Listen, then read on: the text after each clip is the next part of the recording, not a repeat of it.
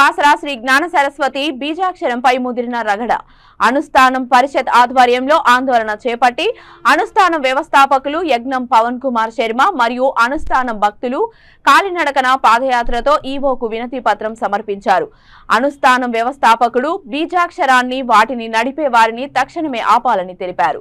గోదావరి నదిపై ప్రైవేటుగా గంగా హారతి నిర్వహిస్తున్న వారిని నిలిపివేసి దేవస్థానం నుంచి తగు చర్యలు తీసుకోవాలని దేవస్థానం ఆలయ ఈవో వారికి వినతి పత్రం సమర్పించిన అనుష్ఠానం వ్యవస్థాపకులు ఈ కార్యక్రమాలు చేపడుతున్న వారిని ఆ పని ఏడల మా వేద బ్రాహ్మణ అనుష్ఠాన వ్యవస్థాపక బృందంతో మేము గోదావరి వద్ద గంగా హారతి నిర్వహించడానికి కాషాయ జెండాని పాతి స్థలాన్ని మేము ఆక్రమిస్తామని ఆలయ ఈవోను హెచ్చరించిన వ్యవస్థాపకులు ఈవో కార్యక్రమాన్ని చేయకూడదని మేము దీనిపై చర్యలు తీసుకుంటామని పై అధికారులతో చర్చించి వెంటనే వారిపై తగు చర్యలు తీసుకుంటామని తెలిపిన ఈవో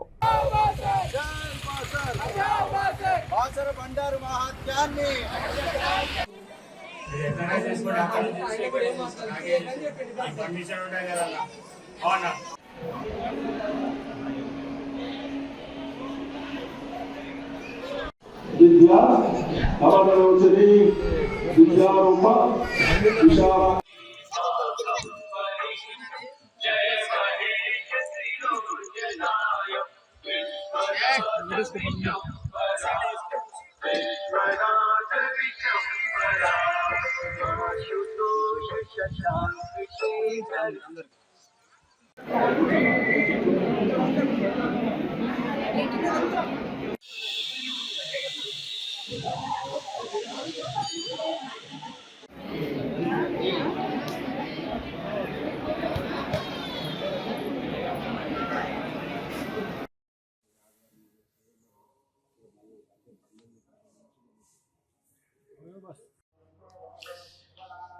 వేద భారతికి సంబంధించిన ఈ బీజాక్షరాల ఇష్యూలో జరుగుతున్న వివాదంలో ముఖ్యంగా వాళ్ళు వేదం నేర్పించుకుంటాము అంటే అన్ని కులాలకు వేదం అనేది నేర్చుకోవడంలో తప్పేం లేదనే ఉద్దేశంతో గవర్నమెంటు 2017-18లోనే వారికి 10 లక్షల రూపాయలు అంటే వేదం విద్యార్థులకు వసతి వారికి అధ్యాపకులకు వేతనాల కోసం 10 లక్షల రూపాయలు కూడా ఏర్పాటు చేయడం జరిగింది.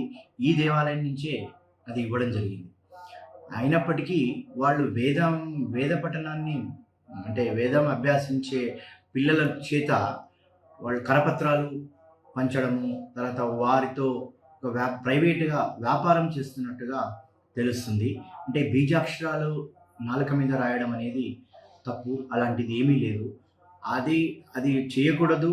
అక్షరాభ్యాసాలు దేవాలయంలో అక్షరాభ్యాసాలు చేసుకోవాలని మేము ఆల్రెడీ ప్రచారం చేశాము.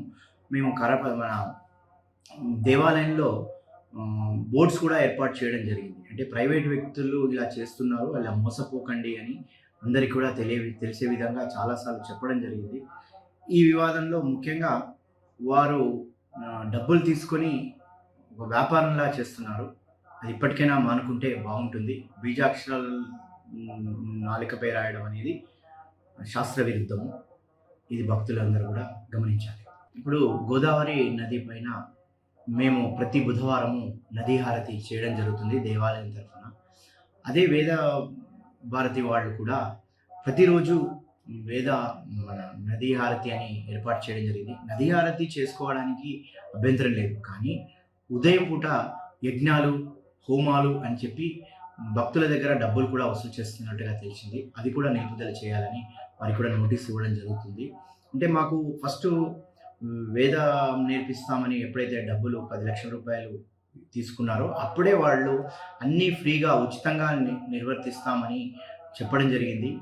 కానీ అది పక్కకు నెట్టేసి ప్రైవేట్గా ఇది ఒక వ్యాపారం లాగా చేస్తున్నారు.